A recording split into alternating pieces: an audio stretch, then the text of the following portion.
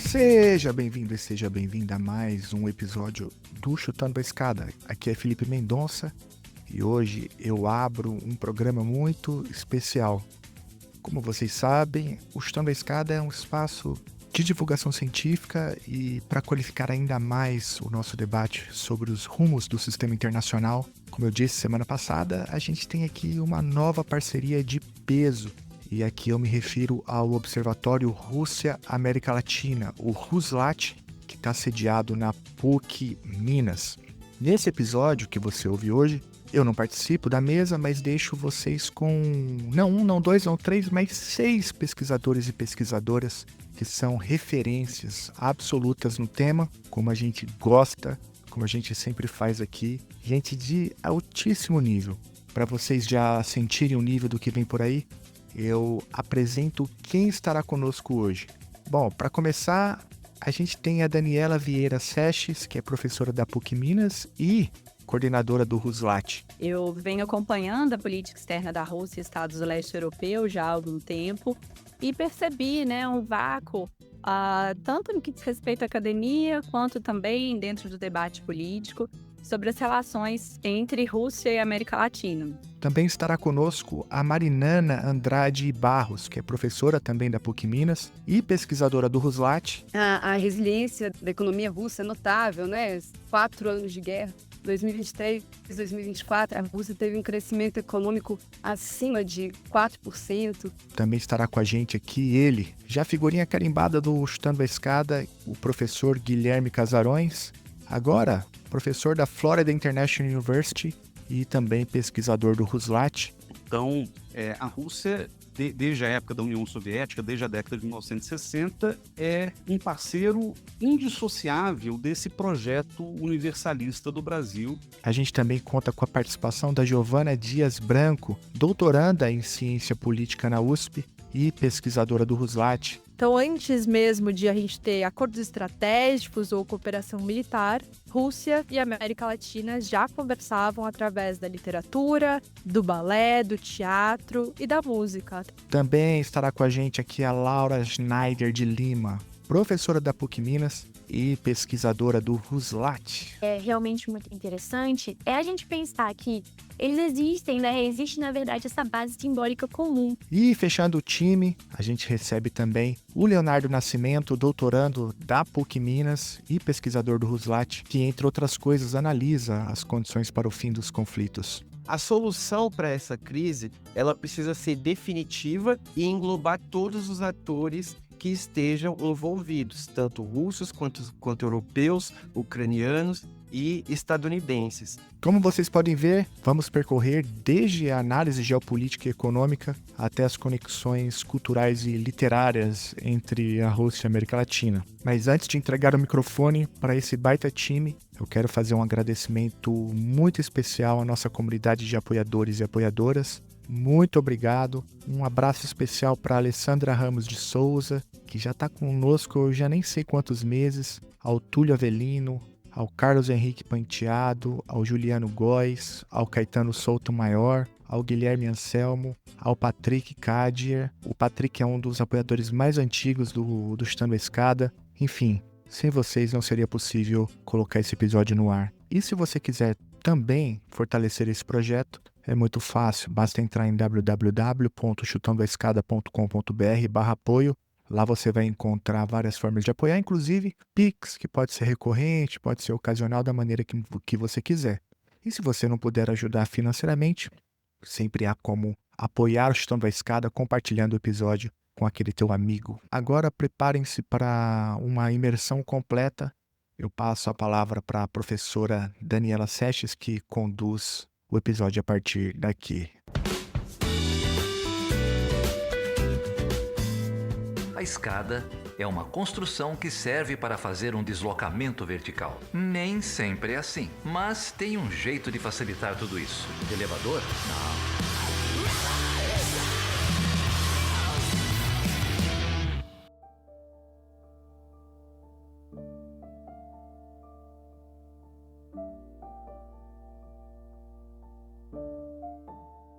Olá, ouvintes! Estamos aqui então para um novo episódio do podcast Chutando a Escada, que trabalha com divulgação científica no campo das relações internacionais.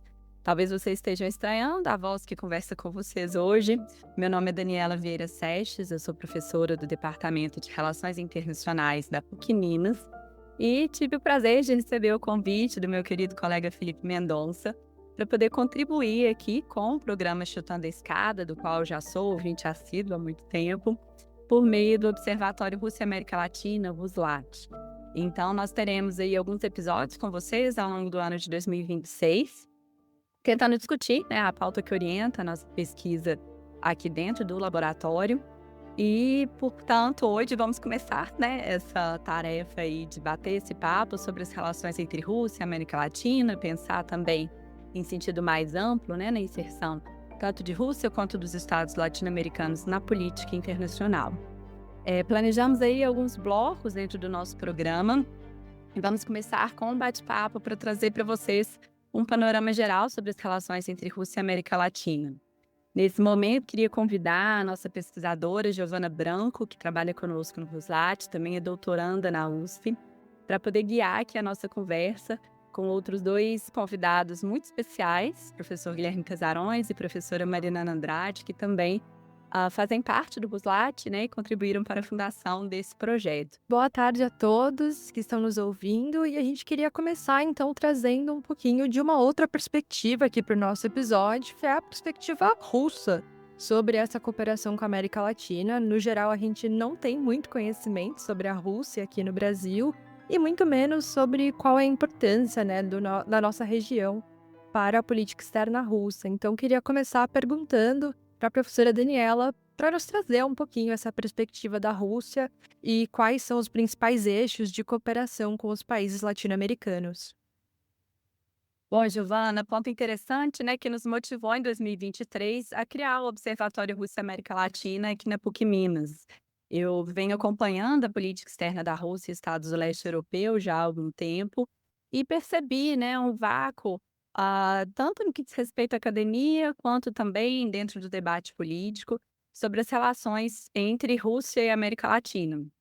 Então, hoje nós trabalhamos aqui no VUSLAT com a manutenção de um banco de dados, né, que atua em algumas frentes temáticas. Temos material disponível em nosso portal sobre as relações políticas, as relações econômicas, as relações culturais e de defesa e segurança internacionais entre Rússia e América Latina. Por lá vocês encontram dados a respeito e também alguns relatórios analíticos apreciando de forma mais crítica os desdobramentos das relações entre Rússia e América Latina dentro dessas dimensões. Ainda o laboratório também trabalha com revisão de literatura, né? Nós temos por lá, com a ajuda do Leonardo, que vai estar conosco aqui no segundo bloco, vários estudos com foco em publicações que são feitas na Rússia e na América Latina. Também trabalhamos com o estudo dessas fontes, tentando entender qual é a agenda que as academias desses dois lugares priorizam, como que eles abordam essa temática. E também atuamos na frente de promoção da pesquisa, como não poderia deixar de ser, com a organização de eventos, sobre os quais vamos também conversar aqui, e colaborando, né, para iniciativas de divulgação científica como essa do Chutando a Escada, e também dentro do jornal GGN. Convido a todos a seguirem o nosso perfil no Instagram. Por lá nós sempre comentamos sobre essas novidades, né, o VUSLAT e PUC Minas. Bem, dito isso, o Observatório ele trabalha, então, né, com essa grande agenda das relações entre Rússia e América Latina.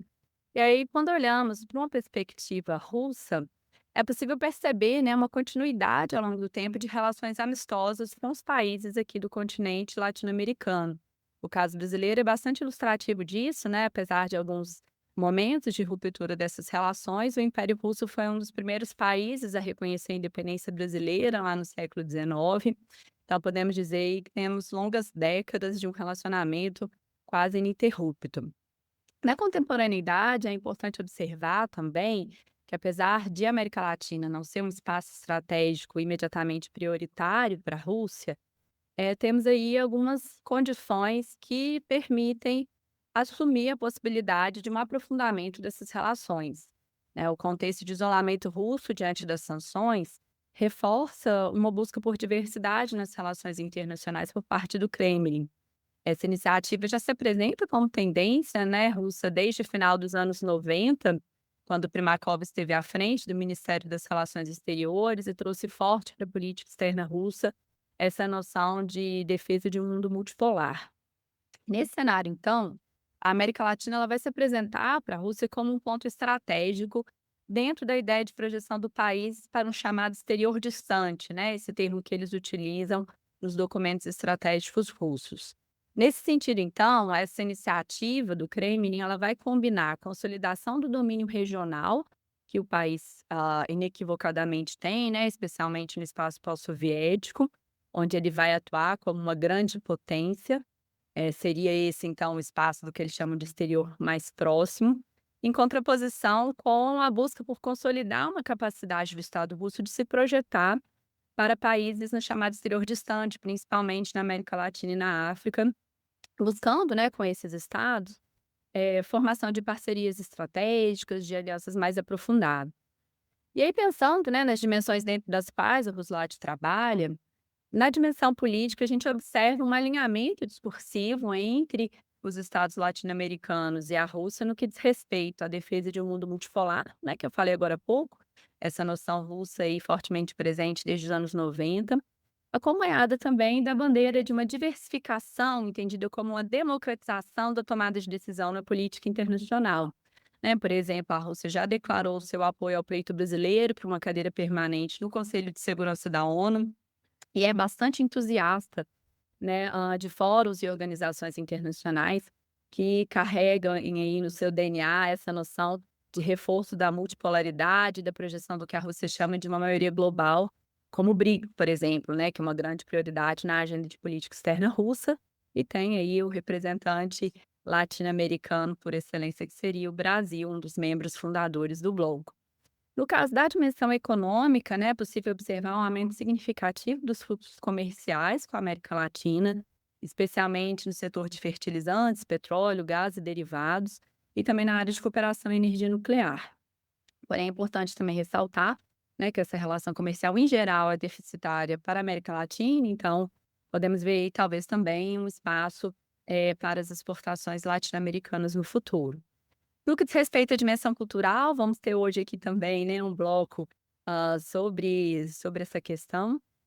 Nós podemos observar uma forte presença russa aqui no continente latino-americano por meio da cooperação cultural, que tem se tornado bastante crescente, né, especialmente com a juventude, e a forte presença de canais de mídia russa aqui no continente latino-americano. E por fim, não menos importante, né, em um mundo com a agenda geopolítica em ebulição, nós temos a cooperação no campo da defesa e da segurança internacionais, com destaque, né, para a aliança com a Venezuela, mas a cooperação essa que também se reflete nas outras dimensões, na dimensão política, né, em especial. Nós vemos a Rússia atuando como importante exportador de equipamentos de defesa, mas batendo aí no muro, já que estamos falando de um continente bastante próximo a uma superpotência, né, os Estados Unidos da América, que tende a ter uma relação mais próxima com os Estados Unidos nessa agenda, em especial no que diz respeito à importação de equipamentos de defesa. Então, esse seria aí o quadro geral, né, do lugar que a América Latina ocupa hoje na política externa russa, e é com ele que nós estamos trabalhando no Ruslat. Excelente esse quadro geral que nos mostra algo que é contraintuitivo, acho que para a maioria das pessoas. Quando a gente pensa na América Latina, de fato, a gente lembra sempre dessa influência dos Estados Unidos e do bloco ocidental de uma forma geral, mas agora os dados do Ruslat, os trabalhos do grupo nos mostram justamente o quanto que a Rússia também tem uma inserção muito grande aqui na região. E agora eu queria apresentar a professora Marinê e perguntar para ela também algumas perspectivas dos países da América Latina sobre essa cooperação. Olá, Giovana, obrigada, prazer estar aqui com vocês, Daniela, Guilherme. Giovana, obrigada pela pergunta, é uma pergunta importante, né? Porque pensar sobre a cooperação da América Latina com a Rússia, pela perspectiva latino-americana, é falar sobre o lugar latino-americano no mundo. Sempre que eu falo da política latino-americana, me vem aquela frase do Gabriel Garcia Marques, em que ele diz que na região é mais fácil acreditar na literatura e na ficção do que na realidade, né? Isso porque a América Latina tem uma existência muito particular, com características que são difíceis da gente achar em outras regiões. e uma grande heterogeneidade. Não é simples encontrar o fio que conduz a América Latina como uma região que faça sentido em si, né? A América Latina, na verdade, são muitas. Então, a gente precisa unir vários critérios diferentes para chegar a entender a existência da região com alguma coerência. Em alguma medida, essas características estão relacionadas à posição geopolítica da América Latina, à forma como a região historicamente se constitui, né, em termos econômicos e políticos, e como ela se relaciona com grandes potências, especialmente os Estados Unidos, como vocês já disseram, e talvez tão importante como ela reage às grandes potências. A América Latina, historicamente, como a gente sabe, uma zona de influência dos Estados Unidos, e isso importa, obviamente, para entender a relação com as outras partes do mundo, Rússia incluída. Rússia também é uma potência com características muito peculiares, né? E alguns desses traços, a Daniela já passou por alguns deles antes de mim. Pensando, por exemplo, em termos econômicos, a resiliência da economia russa é notável, né? 4 anos de guerra, 2023, 2024, a Rússia teve um crescimento econômico acima de 4%. É uma economia que vem passando por um processo de desaceleração, com alguma queda na demanda interna, mas ainda assim o lugar econômico da Rússia no mundo é um lugar importante. Em termos militares, a gente tem lá, a Dani citou alguns dos relatórios do Ruslat, vale a pena dar uma olhada, tem algumas coisas muito interessantes por lá. A Rússia tem o terceiro maior gasto militar do mundo, hoje com 6,7% do PIB destinado à defesa, e é uma potência militar em conflito armado. Temos outras, né, nesse momento, mas é uma potência militar com um conflito que já dura aí 4 anos. E quando se pensa em termos mais simbólicos e ideológicos, temos a Rússia como uma potência que há muito atua como um locus de contenção do poder dos Estados Unidos. Então, esses dados ajudam a gente a refletir sobre a relação da América Latina com o país. Primeiro, pensando num eixo mais econômico e pragmático, a inserção dos países latino-americanos na cadeia global de produção e a relação com a Rússia, a gente tem, é claro, as trocas comerciais, que têm crescido ao longo dos tempos e uma presença das empresas petroleiras russas na região. A balança comercial ainda é deficitária, né, como a Dani comentou, nos países latino-americanos em relação à Rússia, ou seja, a gente importa mais do que exporta.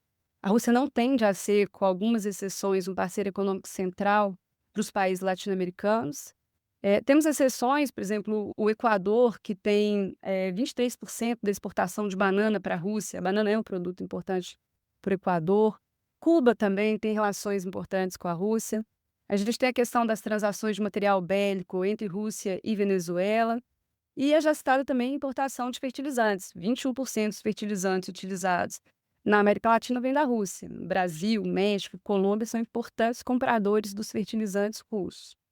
Além desse eixo econômico, a gente também pode pensar na relação da América Latina com a Rússia nos termos da construção da arquitetura internacional, né? Além da ONU, que é o grande foro multilateral, quase que por definição, a gente tem países da região que participam com a Rússia em outros acordos cooperativos e que, em alguma medida, também tensionam uma ordem que seja influenciada não só a partir dos Estados Unidos. E é claro que, nesse caso, a gente pensa em BRICS, né? O Brasil como um dos membros fundadores, junto com a Rússia, a Bolívia, que agora é parceira dos BRICS, a Colômbia, que aderiu ao novo Banco de Desenvolvimento em julho do ano passado. Então, a gente tem aí uma atuação conjunta de alguns países latino-americanos com a Rússia, buscando influenciar a arquitetura internacional. E é também um eixo mais simbólico, né, dessa relação da Rússia, da América Latina com a Rússia, como uma forma de se posicionar diante da dinâmica política global. Nesse ponto, a diversidade vai ser a nossa regra, né? E a questão da Ucrânia é a que aparece mais claramente. Existem países que se posicionam fortemente para Moscou. É o caso da Nicarágua, de Ortega, era o caso do Maduro na Venezuela. A gente precisa entender para onde que isso vai caminhar, né? A Venezuela teve historicamente parcerias importantes com a Rússia no setor energético, um alinhamento estratégico com o governo russo. E a gente ainda tem que entender para onde que vai. É claro que sempre foi uma relação com limites, né? A fragilidade econômica da Venezuela, as sanções que a Rússia recebeu desde o início do conflito com a Ucrânia, tudo isso influenciou na condição da relação entre Rússia e Venezuela. Além desse grupo, então, muito vocal pró-Moscou, a gente tem também um outro grupo de governos latino-americanos que vai para o outro polo, que tem sido vocal contra a guerra. E é muito heterogêneo esse grupo. A gente tem o Boric no Chile, né, muito crítico do conflito. E é curioso, porque o Castro assumindo agora, né, a presidência do Chile, eu não imagino uma grande mudança nesse tom da política externa chilena em relação ao conflito Rússia-Ucrânia. Além do Boric, temos Milei na Argentina, Bukele em El Salvador, também se colocando muito claramente contra Moscou e contra a guerra. E a gente tem um terceiro grupo, que não se alinha à Rússia, mas que evita criticá-la publicamente. E aí, possivelmente, entendendo que a Rússia tem um papel como moderador de uma ordem, né, como um ator que ajuda na diversificação e democratização da ordem, que é marcada por uma presença muito forte dos Estados Unidos. Então, esse é o caso do Brasil, com Lula, da Colômbia de Petro, que enfatizam essas ideias mais ligadas à autonomia, ao equilíbrio, evitando tomar um lado na guerra. Então, eu acho que é isso, né? Quando a gente pensa na relação América Latina-Rússia, não existe uma só relação. A multiplicidade de lugares políticos, ideológicos e econômicos da região acaba transbordando para a relação com a Rússia. De fato, um grande destaque para o conceito de diversidade, né? No começo do episódio, a gente falou muito sobre a ideia do estrangeiro distante que a América Latina é para a Rússia, mas o quanto que aqui no nosso continente, muitas vezes os países são estrangeiros entre si. E um bloco que às vezes tem dificuldade de se entender de uma forma única.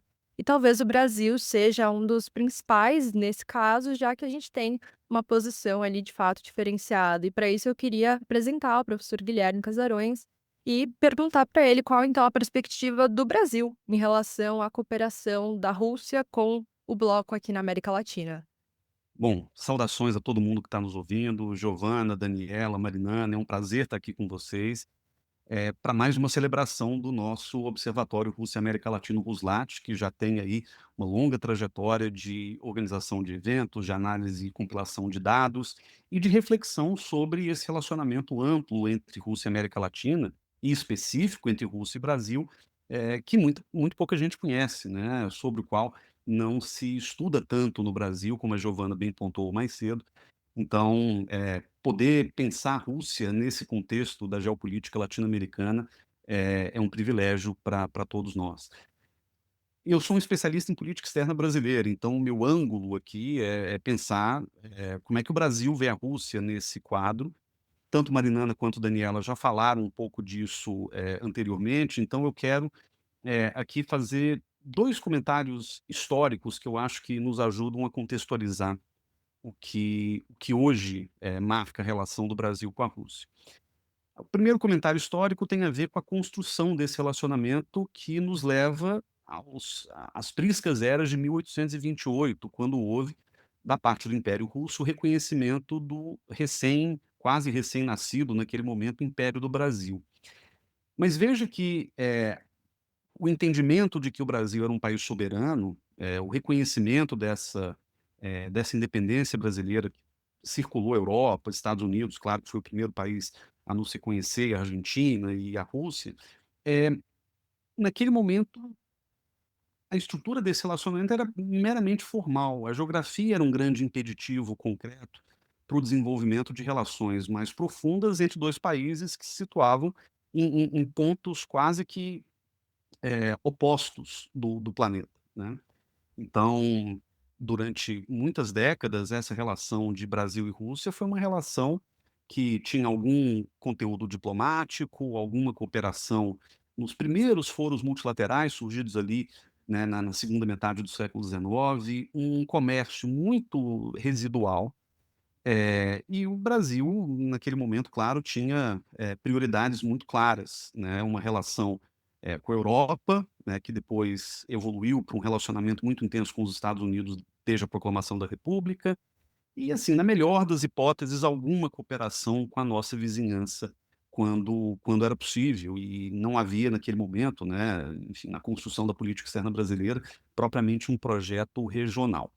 Então a Rússia não era prioridade para o Brasil não era prioridade para a Rússia, e isso explica inclusive o fato de que depois da Revolução Russa de 17 o Brasil simplesmente rompe relações com o novo governo russo, e essas relações elas passaram por muitas idas e vindas ao longo das décadas seguintes.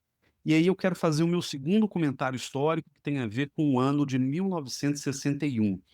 E esse ano é importante porque, por um lado, a gente estava desenvolvendo um novo paradigma da política externa brasileira, que ficou conhecido e celebrado como a política externa independente do Brasil, proposta e pensada pelo Jânio Quadros, que renuncia em algum momento depois de poucos meses de mandato, e depois continuada pelo seu vice, o João Goulart. A política externa independente é um projeto que, de alguma maneira, baliza até hoje a nossa relação com o mundo, dentro daquilo que a gente chama, na literatura acadêmica, de universalismo, né? A ideia de que o Brasil só tem a ganhar mantendo relações positivas com os quatro cantos do mundo. Ao mesmo tempo, e nesse mesmo contexto do desenvolvimento da política externa independente, em novembro de 1961, o Brasil retoma relações diplomáticas com a Rússia depois de um afastamento naquele início da Guerra Fria. E por que que isso é importante? Porque a Rússia, que naquele momento era a União Soviética, era uma grande potência num contexto de Guerra Fria, ela se coloca não exatamente como uma alternativa ideológica para o Brasil, mas certamente como um parceiro relevante para o Brasil construir relações econômicas e estender e alargar o seu alcance diplomático para outros cantos do planeta. Então, a Rússia, desde a época da União Soviética, desde a década de 1960, é um parceiro indissociável desse projeto universalista do Brasil, que também passa por uma série de idas e vindas ao longo das décadas seguintes, mas que de alguma maneira se torna hegemônico dentro do pensamento diplomático brasileiro. E é nesse contexto que, com a transição democrática brasileira nos anos 80, a gente vai valorizar essa relação com a União Soviética, que depois da nossa redemocratização teve uma sobrevida muito curta, né? A União Soviética acaba oficialmente no Natal de 1991, e é a partir disso que o Brasil vai construir uma relação muito positiva com a Rússia a partir de 1992. Né? A Daniela comentou do chanceler russo Primakov nos anos 90. Do nosso lado, a gente teve Fernando Henrique Cardoso, sucedido pelo Celso Amorim, depois o Luiz Felipe Lamprey, que, de alguma maneira, investiram capital diplomático brasileiro no desenvolvimento de uma relação positiva, próspera e cooperativa com a Rússia. E o entendimento do lado do Brasil, muito semelhante ao entendimento russo, aliás, era o de que a hegemonia norte-americana, a unipolaridade que se constituiu no pós-Guerra Fria, era uma situação passageira, era uma condição insustentável da política internacional, e que o objetivo de países grandes como o Brasil e a Rússia era o de construir e consolidar uma ordem multipolar, na linguagem diplomática russa, uma ordem policêntrica, né. Mas, essas são expressões que de alguma maneira, podem ser tratadas como sinônimos, né, quando a gente analisa o discurso brasileiro e russo. Então, desde então, e veja que não se trata aqui de uma questão ideológica, não se trata de uma questão partidária, a Rússia se torna um aliado permanente do Brasil. Essa aliança, claro, ela tem limites muito óbvios. O limite mais importante é a geografia. A economia dos 2 países, não é complementar, de modo que a Rússia e o Brasil, têm aí produtos de troca, muito intensa, mas ao mesmo tempo não são países que se integraram economicamente dentro da lógica do comércio internacional. A Rússia hoje, eu estava aqui com os dados, ela é a 6ª parceira brasileira em importações e a 44ª em exportações, ou seja, ao contrário de outros países como a China, o mesmo a Índia, a relação de comércio da Rússia com o Brasil, ela, evoluiu de maneira muito lenta. Então, apesar desses obstáculos, desses constrangimentos quase que estruturais do relacionamento do Brasil com a Rússia, existe um alinhamento político que, de alguma maneira, nos faz entender, desde a assinatura de acordos estratégicos com a Rússia na década de 90, a celebração, inclusive, em 2002, de uma parceria estratégica entre Brasil e Rússia, ainda no governo FHC, e nos ajuda a compreender toda a evolução do relacionamento diplomático entre o Brasil e a Rússia durante os anos Lula, momento em que o universalismo chegou ao seu ápice, eu diria, né, dentro da política externa brasileira, e que redundou no final daquele processo na construção de um bloco estratégico entre os dois países, somados a eles China e Índia, mais tarde a África do Sul, no que ficou conhecido como BRICS. Então, todo esse processo que muita gente tenta banalizar, reduzindo a uma dimensão ideológica, ele tem, raízes muito profundas e ele tem, sobretudo, uma implicação estratégica para a projeção internacional do Brasil, que não é desprezível. É claro que essa relação com a Rússia, ela traz uma série de constrangimentos para a diplomacia brasileira, sobretudo à medida em que o mundo se torna mais e mais polarizado, né. Então, hoje posição do Brasil, desde o final do governo Bolsonaro, quando a Rússia invade a Ucrânia, até, né, nesse transcorrer do governo Lula, a gente vê que há uma cobrança interna e externa para que o Brasil se posicione, para que o Brasil condene a invasão da Ucrânia, para que o Brasil se oponha à Rússia em algum momento. Mas muitas dessas demandas que vêm de dentro e de fora, elas negligenciam, essa dinâmica anterior da relação bilateral, e que é muito importante para ambos os países. No caso da Rússia, o Brasil serve de parceiro estratégico para alguns, produtos de troca comercial, mas o Brasil também significa um aliado no espaço geográfico e geopolítico que historicamente pertenceu aos Estados Unidos. Então a Rússia manter boas relações com o Brasil, com a Bolívia, com a Venezuela, claro, com a Nicarágua, com Cuba, é uma forma que a Rússia tem de alguma maneira, né, circundar o espaço de influência norte-americano, tratado naturalmente como esse espaço de influência. E veja que, para muitos que condenam essa projeção russa sobre a América Latina, a gente tem que levar em conta que, de acordo com o pensamento russo, e a Dani pode depois me corrigir se eu estiver errado, os Estados Unidos, progressivamente, desde os anos 90, vieram ocupando espaços no entorno russo, que representam ameaças à Rússia também.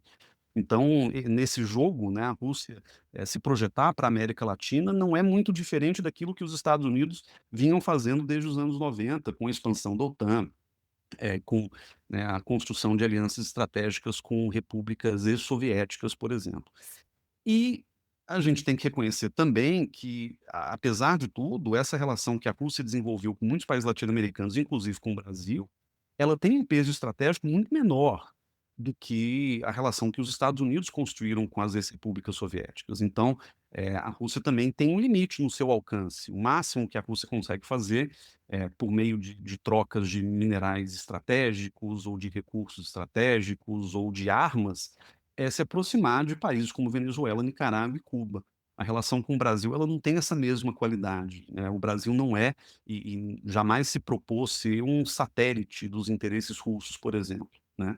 Então, esse relacionamento, para concluir, entre Brasil e Rússia, ele é maduro, ele é pautado numa ideia comum, né, de projeção de uma ordem multipolar ou policêntrica, ele é estratégico para ambos os lados e ele representa não exatamente o triunfo de um sul global, até porque a Rússia não é exatamente parte do sul global, mas uma reconfiguração da ordem mundial para transformá-la numa ordem mais democrática, menos centralizada e, de alguma maneira, mais justa, né. Se a gente hoje, eh, chegou a uma ordem mais justa, eu pessoalmente acho que não, mas pelo menos no discurso que tanto o Brasil quanto a Rússia defendem nos foros internacionais, esse elemento da justiça, da solidariedade, da cooperação, ele sempre está muito presente. No caso brasileiro, a gente ainda tem que manobrar essas demandas internas e externas, como a gente comentou mais cedo, mas, de uma maneira geral, eu diria que, Brasil e Rússia têm conseguido estreitar relações no campo diplomático, no campo econômico, em algumas dimensões do campo estratégico, sem necessariamente comprometer a autonomia de ambos os países e o jogo que eles próprios jogam dentro desse sistema internacional em transformação. É sempre importante a gente trazer, de fato, essa construção histórica das relações, porque diante dessa atual deterioração das relações entre a Rússia e os países ocidentais, parece que essa dimensão estratégica surge há muito pouco tempo, né? E que a América Latina ocupa um espaço novo para as relações da Rússia. Mas, na verdade, a gente tem visto o quanto que, na verdade, são apenas discursos que vêm se mesclando. O nosso discurso latino-americano do sul global com esse novo discurso russo de uma maioria global que tem sido repensada diante da questão ucraniana.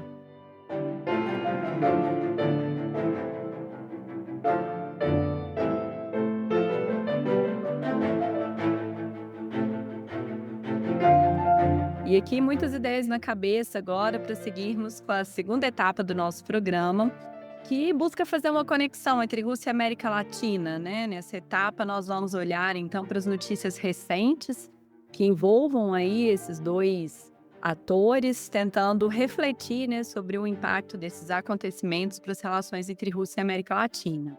Janeiro e fevereiro, né, foram meses muito movimentados aí para a política internacional, não só para a Rússia, para a América Latina, mas eu ousaria dizer para cada cidadão que habita esse planeta. Então temos aí muitas coisas na ordem do dia.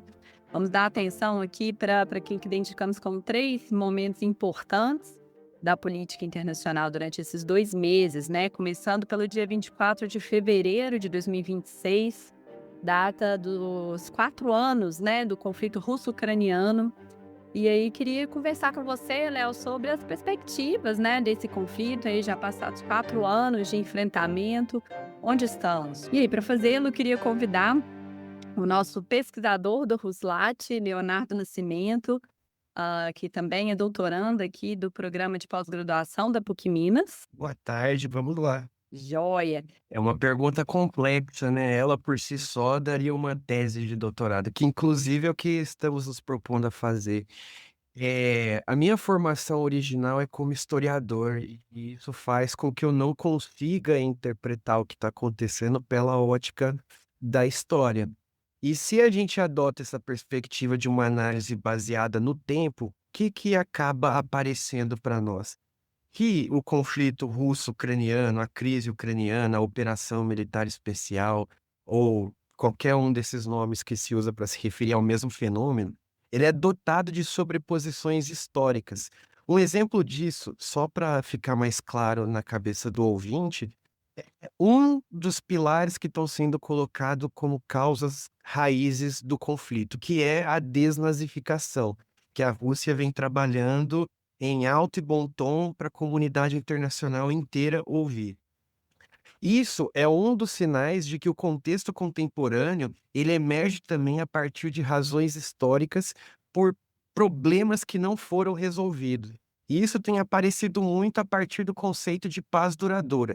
Por quê? Quando a Rússia coloca a desnazificação como uma das causas raízes do conflito, ela está fazendo a emulação de um contexto histórico do passado para gerar uma reação na população aqui no tempo presente. E se a gente analisa a articulação entre esses vários elementos que se sobrepõem ao longo da existência da Rússia, a gente percebe que o fundamento das causas raízes são problemas históricos não resolvidos. E isso fica mais claro para nós quando a gente analisa, por exemplo, o contexto de fim da União Soviética e formação das identidades nacionais do leste europeu. E se assim for, se existir essa sobreposição de temporalidades mesmo no conflito russo-ucraniano, a solução para essa crise, ela precisa ser definitiva e englobar todos os atores que estejam envolvidos, tanto russos quanto europeus, ucranianos e estadunidenses. A Rússia tem expressado isso de forma mais explícita a partir da ideia de uma arquitetura indivisível de segurança, que, a grosso modo, quer dizer que todos os atores envolvidos no processo de negociação tenham as mesmas garantias de segurança, porque isso, de certa forma, levaria ao amortecimento dos impactos do dilema de segurança que, na minha perspectiva, está tomando uma nova forma no contexto da Europa. E por que eu estou falando isso? Primeiro, para entender que a sobreposição de problemas históricos não resolvidos leva a Rússia a formular uma certa ideia de paz duradoura, e para se alcançar essa paz duradoura, a gente precisa trabalhar numa arquitetura indivisível de segurança. Agora, no contexto que a gente se encontra, tem ocorrido alguns processos de negociação indiretos e numa modalidade trilateral, envolvendo Estados Unidos, russos e ucranianos. Só que eu sou um pouco cético quanto à efetividade dessas negociações, primeiro, por causa da formação das delegações, que são majoritariamente formadas por profissionais que trabalham mais os bastidores diplomáticos de cada país, e isso envia um recado diplomático claro com o grau de seriedade com que se encara esse processo de negociação, o que não significa que a gente não deva dar a importância para isso que está acontecendo, porque é a partir desses processos também que estão acontecendo alguns avanços humanitários entre russos e ucranianos, como troca de prisioneiros, trocas de corpos de soldados que foram atingidos em combate, enfim. Então, existe a importância. Em termos agora de negociação para a paz, da forma que o senso comum nos faz considerar, eu acredito que a reunião que mostrou algum grau de avanço, e muito questionável inclusive, foi a reunião do Trump e do Putin em Anchorage, no Alasca, no ano passado. Porque foi aqui que eu acredito que os russos tenham exposto de forma direta para a nova, até então, administração Trump, o que que ela entendia por essa arquitetura de segurança indivisível. E a importância disso, inclusive tocando sobre a sobreposição de temporalidades, levou a parte da comunidade política russa a trabalhar isso como o espírito de Anchorage, remontando ao espírito de Yalta, o espírito de Malta também, espírito de Helsinki, buscando trazer para o contexto da contemporaneidade também elementos simbólicos que transmitem uma mensagem de que a solução para o contexto atual precisa ser definitiva e pensada a longo prazo. Por outro lado, os Estados Unidos não me parecem ter esse horizonte no campo dos interesses deles. Porque, da forma com que eu vejo, parece que os Estados Unidos querem um fim abrupto para esse conflito, um fim que seja rápido. E isso tem sido expresso desde a campanha eleitoral de Donald Trump, quando ele dizia que acabaria com a guerra em 48 horas. E dessa forma, essas 48 horas viraram 2 meses viraram 6, de tal forma que hoje a gente não viu ainda o fim desse conflito. Também tem uma outra questão que eu acredito que seja uma barreira para se alcançar a paz no contexto russo-ucraniano, que é a questão do desgaste das capacidades materiais para manter um conflito dessa magnitude em curso. E isso é um imperativo que compõe também o cálculo de risco de cada decisão que se toma no campo de batalha. Inclusive, o estágio mais recente mostra que a Ucrânia tem tomado algumas decisões cada vez mais desesperadas, cada vez menos racionais, aparentemente, como a explosão de um centro de bombeamento do gasoduto Druzhba, que conecta Rússia e Europa para o fornecimento de gás. E esse ataque à estação de bombeamento do Druzhba, ela acontece logo depois que a Eslováquia e a Hungria pressionaram a Ucrânia pela reabertura do fornecimento de gás para a Europa. Porque com o advento da guerra e a diminuição do fluxo de gás e do fluxo de energia que a Rússia enviava para a Europa, Eslováquia e Hungria perdem o seu status de hub de distribuição energética. E isso acaba mitigando um pouco do seu poder de barganha no contexto da União Europeia, do Parlamento Europeu. A despeito disso, também tem a questão dos territórios, que tem se mostrado um dos maiores impeditivos para o avanço das negociações de paz, porque aqui tem uma limitação sobre um dos elementos básicos de todo Estado, que é a Constituição. A Constituição ucraniana não permite o desmembramento, mas, ao mesmo tempo, isso revela uma contradição entre a base da identidade do Estado ucraniano calcado na Constituição, enquanto norma, e, do outro lado, a realidade do campo de batalha. Então, isso acaba se constituindo um entrave que a solução não pode ocorrer num médio ou num curto prazo. É necessário trabalhar numa escala de tempo um pouco maior, para que essa solução de paz seja, como ambos os lados advogam, duradoura.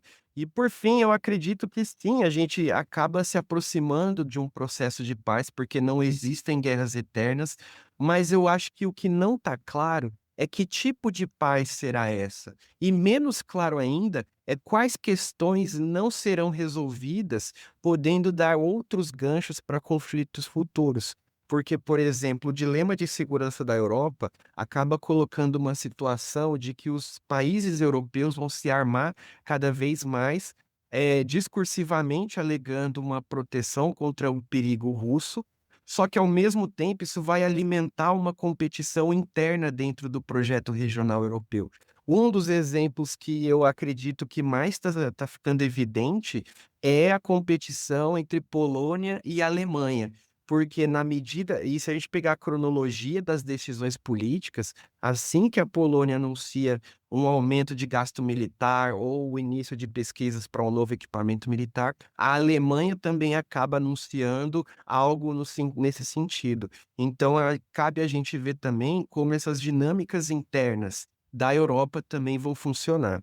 Então, resumindo, existem avanços no sentido de uma discussão em torno da paz duradoura, mas eu acredito que os problemas que vão se colocando ao longo desse processo ainda são maiores que as soluções propostas. E isso dentro do contexto de 2026, que é um ano que começou de forma muito intensa.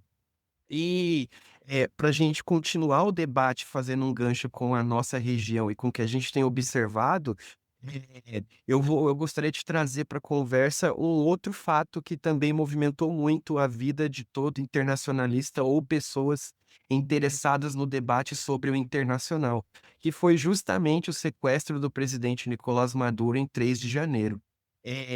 Eu queria ouvir a professora Daniela, abordando esse assunto, porque eh, esse momento me trouxe algumas dúvidas, sabe? Porque me parece que esse movimento pode estar relacionado com uma outra visão de multipolaridade que está emergindo nos corredores da Casa Branca, como uma espécie de antítese à proposta de multipolaridade que é vinculada ao BRICS e ao Sul Global. É uma visão estadunidense que reflete uma reconstrução para trazer novamente a sobreposição de temporalidades de um contexto de Guerra Fria. Mas ao invés de uma divisão global de influência bipolar, agora a gente tem uma espécie de tripolaridade na mentalidade estadunidense, onde a lógica da influência seria dividida entre Estados Unidos, Rússia e China. E aí, professora Daniela, considerando essa minha observação, como que você entende ou como você sugere que a gente possa interpretar esse processo ligado à Venezuela, considerando principalmente o nosso contexto atual, um contexto que é marcado também pela publicação da nova Estratégia de Segurança Nacional dos Estados Unidos, que acaba trazendo um certo pensamento geopolítico do século XIX, tanto que acaba voltando aos debates a doutrina Monroe, rebatizada como doutrina Donroe ou Colorário Trump.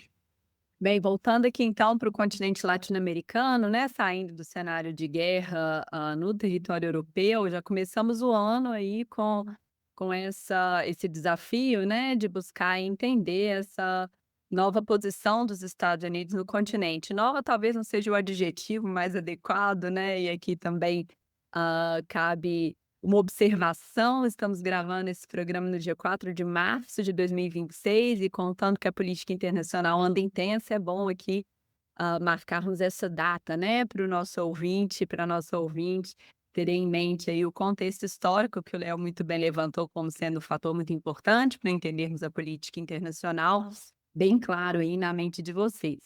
Bem, dito isso, nesse mês de março, né, olhando para trás, fomos aí tomados de assalto com a Operação Absolute Resolve, que na verdade já vinha se desenhando a partir de uma ação mais agressiva dos Estados Unidos ali na região do Mar do Caribe desde setembro de 2025, né, com operações para combater o que o país denomina ações de narcoterrorismo, né, que estavam aí diretamente relacionadas à Venezuela.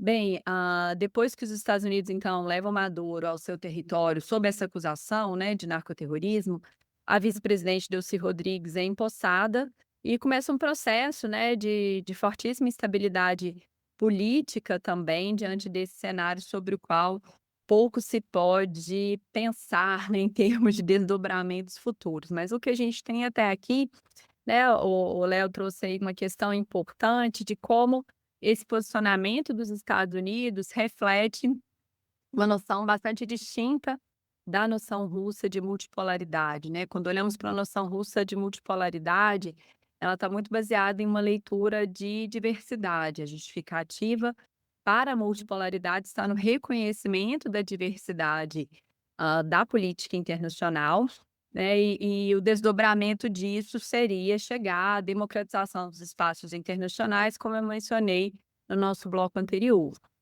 Já quando olhamos, né, para os Estados Unidos sob segundo mandato de Donald Trump, e também especialmente para o documento, né, sobre a Estratégia de Segurança Nacional, publicado em novembro do ano passado, nós vemos também, talvez, como o Léo, trouxe aqui, né, um olhar, que fala sobre, de certa forma, múltiplos polos, mas num sentido mais atrelado, né, à busca dos Estados Unidos de manutenção da sua hegemonia, retomando conceitos antigos, né, Léo falou aqui do século XIX, com uma noção de esfera de poder, que, a meu ver, está implícita aí na estratégia estadunidense, né, eu não vejo como um conceito que descreva a realidade global, mas sim como uma estratégia política, muito defendida nessa segunda gestão do governo Trump, como uma porta, né, para que os Estados Unidos consolide a sua posição de hegemonia, entre outras frentes, por meio,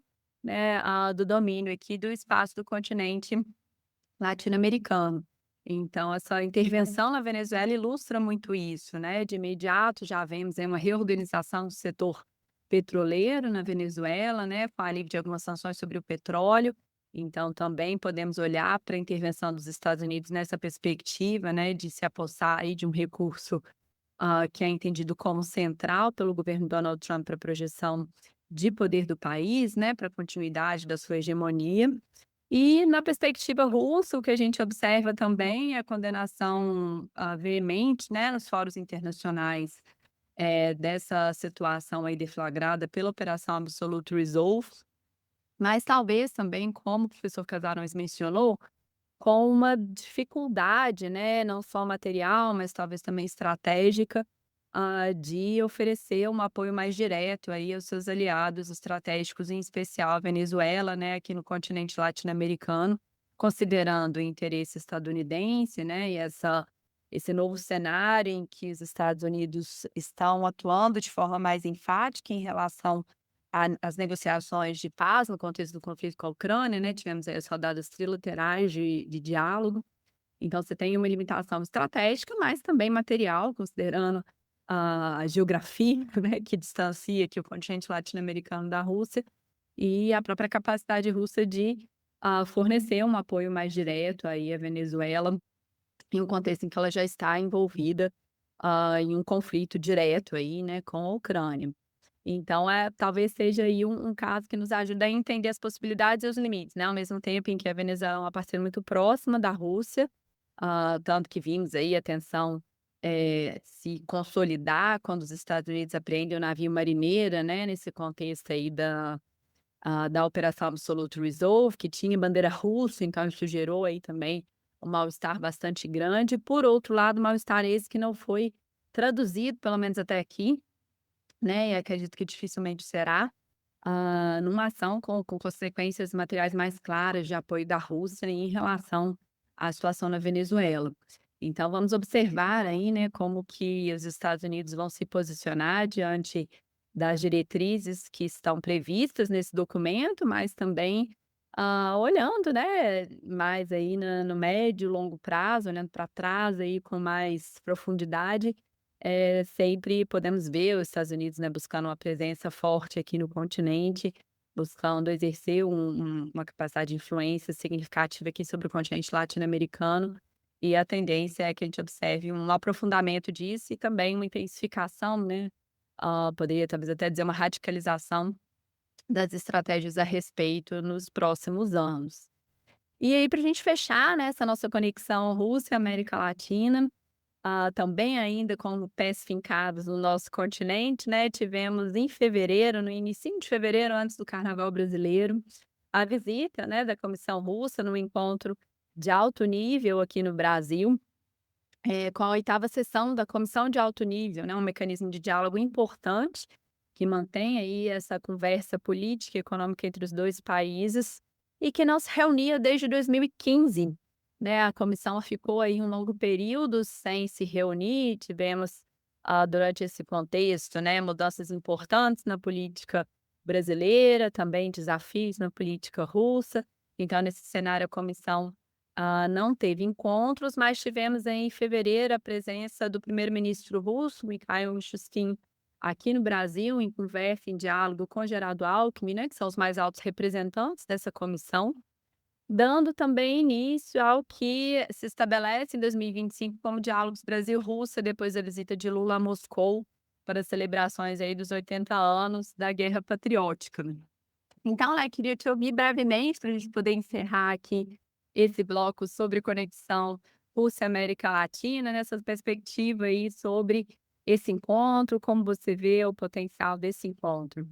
As relações entre Brasil e Rússia, do meu ponto de vista e também a partir de vários elementos que a gente pode analisar, tem passado por um processo gradual de aprofundamento. Gradual e lento, como observou também o professor Casarões, antes. Esse processo de aprofundamento, ele é impulsionado por uma convergência de interesses estratégicos em temas que vão desde a multipolaridade à reforma da governança global e cooperação econômica. Isso tem ganhado um novo impulso, que foi expresso por essa 8ª reunião da Comissão Brasileiro-Russa de Alto Nível de Cooperação, que ocorreu agora em Brasília, no dia 5 de fevereiro. O encontro ele representou um marco muito importante na revitalização do diálogo bilateral e também indicou novas possibilidades para o fortalecimento dessa parceria estratégica entre os 2 países. Porque, assim como a gente viu nos comentários anteriores, a geografia ainda é um imperativo que se coloca para o desenvolvimento das nossas relações. Mas, ao mesmo tempo que a gente observa essa e outras dificuldades, possibilidades também emergem desses contextos. A Comissão de Alto Nível de Cooperação, ela constitui o principal mecanismo institucional, e isso para introduzir para o ouvinte, de diálogo intergovernamental entre Brasil e Rússia. Em 2026, essa reunião, como a professora Daniela destacou, foi copresidida pelo vice-presidente do Brasil, Geraldo Alckmin, que também é ministro de Indústria e Comércio, e pelo primeiro-ministro russo, Mikhail Mishustin, e também contou com a participação de uma delegação ampla, uma delegação que foi composta por ministros, dirigentes governamentais, e mostrando assim como é evidente o grau de prioridade que é atribuído também para as nossas relações bilaterais. E no mundo da diplomacia, a gente acaba aprendendo que toda pequena ação é uma mensagem a ser comunicada, né? Então, de certa forma, a composição da delegação que visitou ao Brasil também é um reflexo da nossa posição na política externa russa.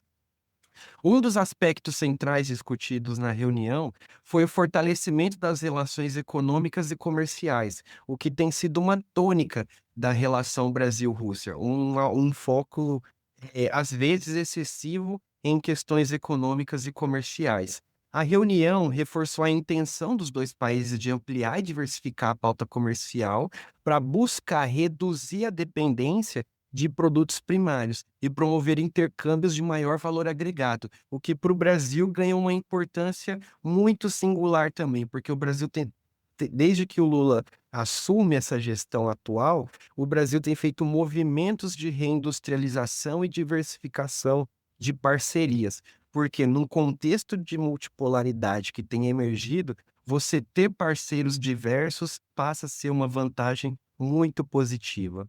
Além do comércio, também foi debatido a cooperação em setores estratégicos, como outro eixo central dessa reunião. As discussões desses eixos estratégicos contou com debate sobre energia, agricultura, ciência, tecnologia e inovação, o que pode sugerir para nós também uma tentativa de construir uma agenda bilateral que seja mais ampla e estruturada, de centralizar um pouco da característica econômica e comercial. E tem algo que foi veiculado um pouco menos na mídia, mas que eu acho que merece um pouco da nossa atenção, que foi a realização de uma reunião simultânea a esse fórum, que foi o Fórum Empresarial Brasil-Rússia, que demonstra também o interesse em aproximar não apenas os governos, mas também setores produtivos e empresariais dos dois países, que pode, por sinal, contribuir para novos investimentos e parcerias industriais. E a gente pode olhar como exemplo dessa possibilidade de fortalecimento, cooperação voltada para a aviação civil, porque o que a Rússia tem feito no seu setor de aviação civil é quase revolucionário.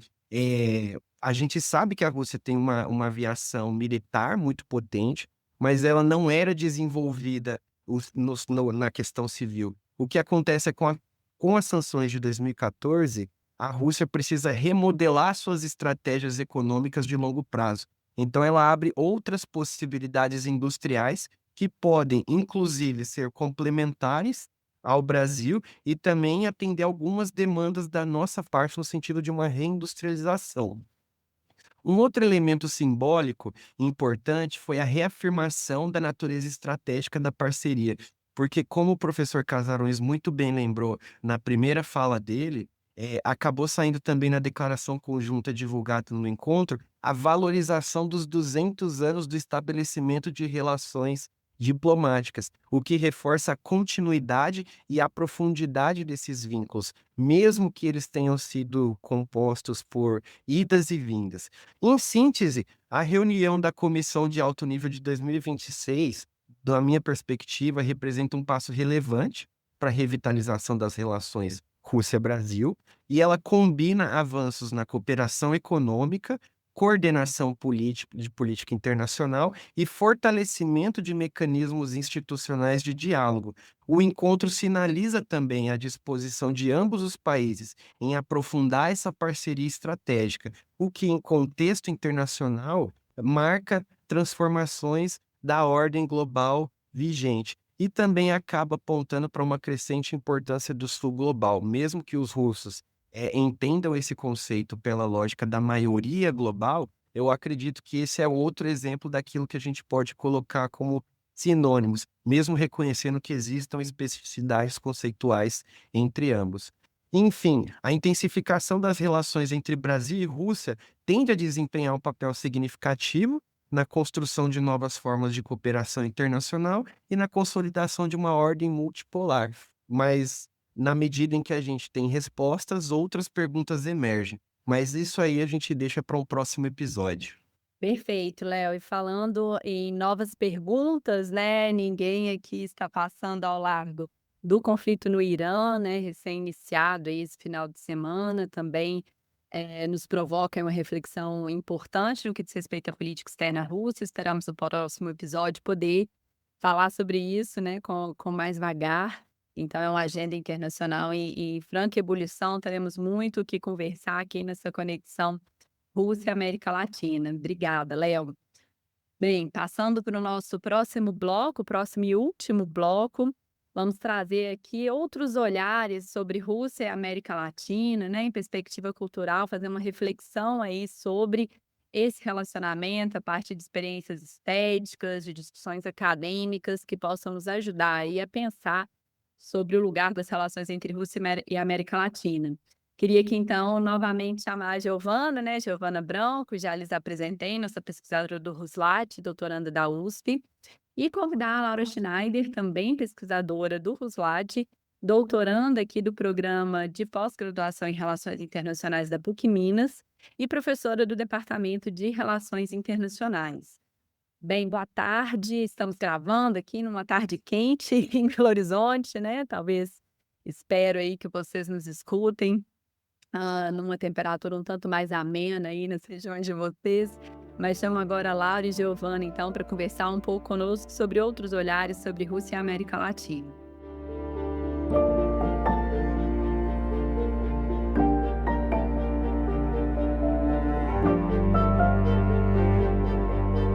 Obrigada, Dani. De fato, a gente já falou muito sobre as questões políticas aqui no episódio, mas a cultura é também muito importante. A gente faz esse trabalho lá no Ruslight de não esquecer a dimensão cultural, porque quando a gente pensa entre Rússia e América Latina, no geral a gente lembra do petróleo, das armas, da diplomacia ou mesmo da questão mais histórica, né, da Guerra Fria.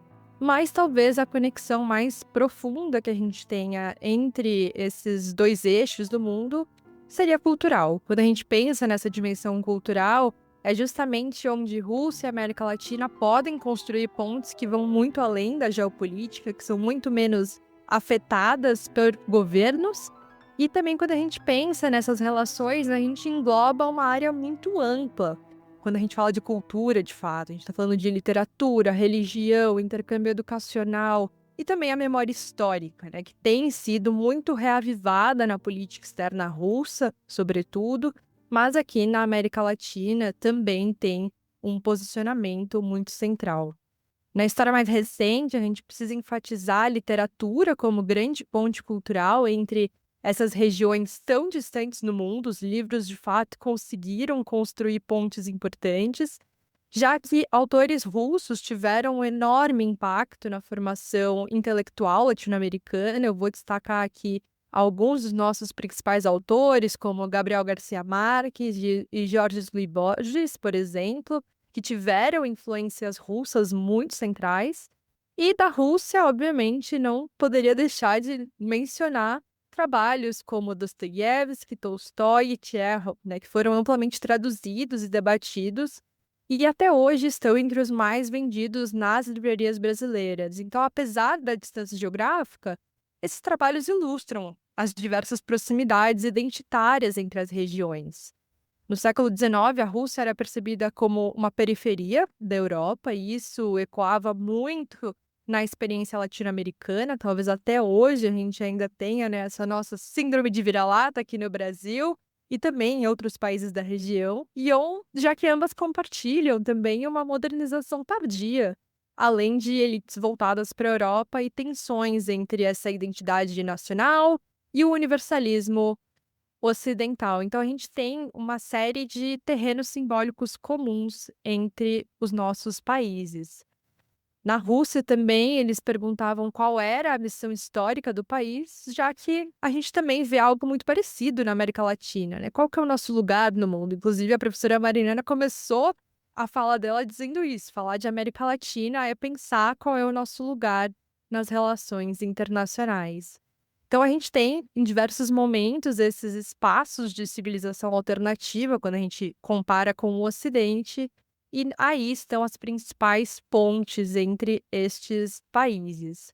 Então, antes mesmo de a gente ter acordos estratégicos ou cooperação militar, Rússia e América Latina já conversavam através da literatura, do balé, do teatro e da música, através de personagens, no geral, né, muito atormentados, de destinos coletivos e também de uma busca espiritual muito grande. E para trazer exemplos um pouco mais concretos desse debate, eu queria chamar agora a Laura Schneider para concluir a nossa conversa e trazer também outros dados que a gente tem trabalhado no Ruslight no campo da dimensão cultural. Oi, pessoal.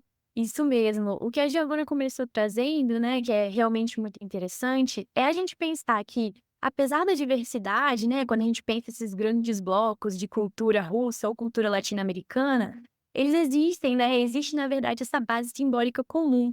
Então, apesar das diferenças, como a professora Marinana também comentou no primeiro bloco, a gente tem uma proximidade de uma identidade cultural que é bastante interessante. E esse movimento, ele não começou ontem, né? Essas semelhanças, elas não começaram ontem. Então, por isso eu trouxe aqui para vocês alguns exemplos, né? Quando a gente olha para a história, que a gente pode pensar essa aproximação entre Rússia e América Latina. Em 2026, agora, nesse ano, a gente comemora 60 anos da realização da Conferência Tricontinental, que foi realizada em Havana, né, em Cuba, em 1966. Essa conferência ela reuniu cerca de 500 delegados de 80 países diferentes, muito vinculados, né, a movimentos sociais dos seus países, num contexto de Guerra Fria, que estavam justamente discutindo questões anticoloniais e antiimperialistas. A partir dessa conferência foi criada também a Organização da Solidariedade entre Povos da Ásia, África e América Latina, que tinha também esse objetivo de apoiar as lutas anticoloniais e a defesa dos direitos humanos em todo o mundo.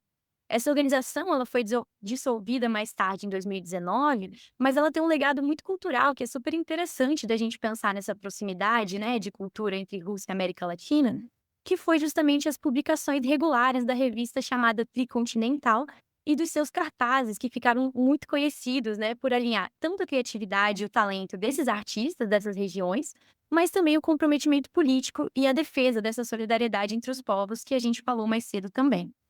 E tratando desses movimentos artísticos políticos, né, os anos 60 ele também marca movimentos importantes em relação a isso. No cinema latino-americano, eu destaco 2 movimentos em específico no Brasil e na Argentina, que são o cinema novo, aqui no Brasil, e o terceiro cinema na Argentina. Esse período, né, foi quando surgiu, por exemplo, filmes como Deus e o Diabo na Terra do Sol, do Glauber Rocha, ou então do La Hora de los Hornos, de Fernando Solanas e Octavio Retino, na Argentina, que são movimentos, né, dessa chamada sétima arte, muito influenciados pelo contexto semelhante latino-americano de desigualdade social e de lutas políticas também. Então, eles trazem novos elementos, né, nessa forma de fazer cinema, que está muito relacionado também às dinâmicas geopolíticas do período. E passando das telas do cinema para os palcos de dança, né, eu não poderia deixar de falar também da comemoração que foi feita no ano passado dos 25 anos da Escola do Teatro Bolshoi em Joinville, Santa Catarina. Essa escola de balé, né, ela é um símbolo de cooperação cultural entre o Brasil e a Rússia, e ela é, na verdade, a única filial do Teatro Bolshoi fora da Rússia. Então, essa escola já formou mais de 470 bailarinos de 22 estados brasileiros, então realmente é um público que vem de todo o Brasil para aprender sobre educação e sobre dança. E hoje esses bailarinos estão espalhados pelo mundo, né, levando a técnica russa, levando todo esse aprendizado em mais de 27 países. E por fim, para a gente fechar também esse nosso bloco cultural, eu queria deixar algumas dicas aqui de filmes para vocês. São dicas que estão também no nosso Instagram, né, no nosso perfil do Ruslat. Já deixo aqui o convite para todos visitarem as nossas redes sociais e conhecer um pouquinho mais do nosso trabalho. Mas que são 2 filmes que trazem visões diferentes, né, sobre esse processo e sobre como a arte também acaba entendendo momentos complexos, tanto da cultura russa como também na cultura latino-americana. Então, pensando primeiro a cultura russa, eu gostaria de indicar aqui para vocês o filme As Auroras Aqui Nascem Tranquilas, que é um filme de 1972. Ele, na verdade, é a adaptação de uma obra, né, de 69, que trata justamente de um grupo de 5 mulheres que estavam sendo treinadas na fronteira ali entre a Rússia e a Finlândia no contexto da Segunda Guerra Mundial. Então, o filme é super interessante, narra uma história assim, bem instigante mesmo, né, desse grupo de mulheres. Fica aqui essa dica para a gente pensar, né, como que as guerras elas têm esses conflitos também muito mais profundos do que a gente pode imaginar.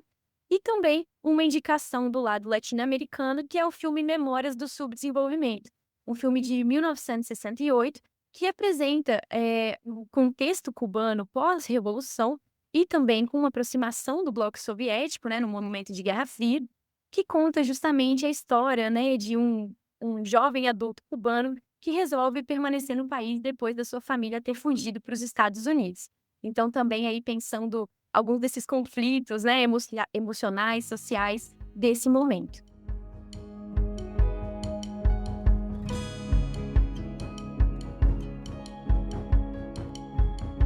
Obrigada, Laura, Giovana. Então, temos aí muitos caminhos, né, para pensar sobre as relações entre Rússia, América Latina e o lugar desses 2 importantes atores na política internacional contemporânea. Espero que aqui nossa parceria entre o Ruslat e o Chutando a Escada possa ajudar vocês, ouvintes, a pensar um pouco mais a respeito, né? Seguimos à disposição para papear sobre esse tema lá no nosso Instagram, Ruslat PUC Minas. E esperamos estar com vocês novamente em breve no episódio do próximo mês. Obrigada a todos e obrigada a todos pela audiência. Até mais.